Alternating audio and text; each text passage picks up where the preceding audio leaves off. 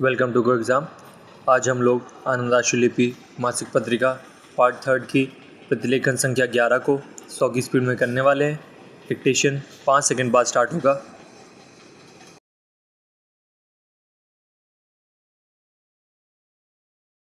महोदय, मुझे यहाँ आने की खुशी है क्योंकि मैं हमेशा भारत के सांस्कृतिक संबंध बढ़ाने का इच्छुक रहा हूँ और केवल आसपास के पूर्व और पश्चिमी के देशों तक ही नहीं बल्कि इनके बाहर के इस विशाल संसार भर में भी। यह केवल सांस्कृतिक संबंध चाहने या उन्हें अच्छा समझने मात्र का ही प्रश्न नहीं है, बल्कि यह परिस्थिति की मांग का प्रश्न है, जिसे अगर रोका न गया तो वह और बिगड़ेगी। मैं हृदय से आशा करता हूँ कि भारतीय संस्कृति संबंध परिषद के निर्माण से हमारे देशवासियों और अन्य देशों के लोगों के बीच अधिक सद्भाव पैदा होगा। मेरे मन में एक बहुत बड़ी उलझन है और जिसका बहुत साफ तौर से मैं उल्लेख करना चाहूँगा। ये सारे बुनियादी प्रश्न इस चीज़ से उठते हैं कि दुनिया में हमारे चारों तरफ क्या हो रहा है।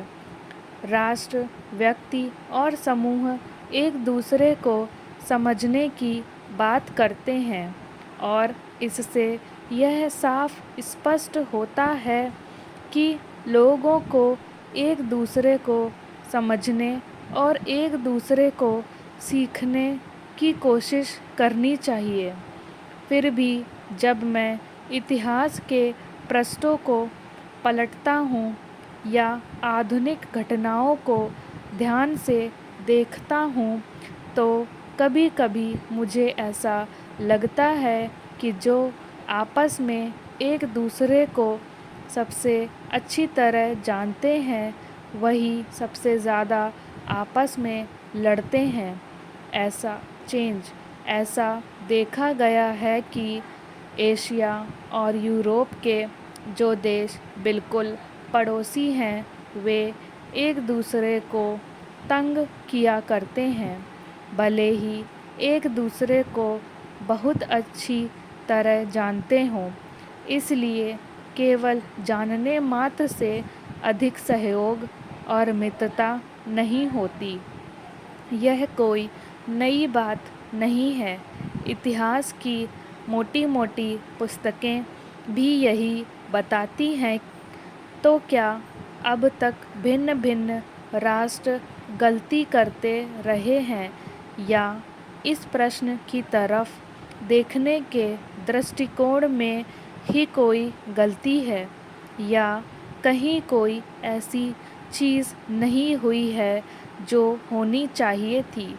जब हम सांस्कृतिक संबंधों की बात करते हैं तो हमारे मन में शीघ्र ही प्रश्न उठता है कि आखिर उस संस्कृति का मतलब क्या है जिसकी लोग बहुत चर्चा करते हैं। मुझे याद है कि जब मैं नवयुवक था तो मैंने जर्मन कल्चर और इसे जर्मन के लोगों द्वारा विजय और दूसरे तरीकों द्वारा फैलाने के प्रयत्नों के बारे में पढ़ा था।